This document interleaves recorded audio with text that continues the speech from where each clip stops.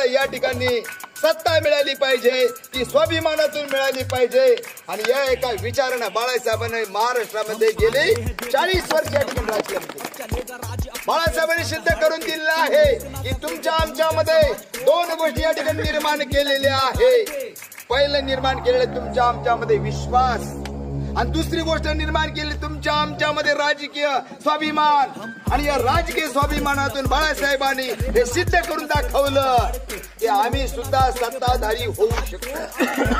याच्या अगोदर तुमच्या आमच्यामध्ये या काँग्रेसवाल्यांनी तुमचा आमचा जो विश्वास होता तो डळमळीत केला होता। तुम्ही राजकारणात यशस्वी होऊ शकत नाही, अशा पद्धतीची परिस्थिती तुमच्या आमच्यामध्ये या ठिकाणी थोड्या आणि थोड्या या पद्धतीने निर्माण केली होती।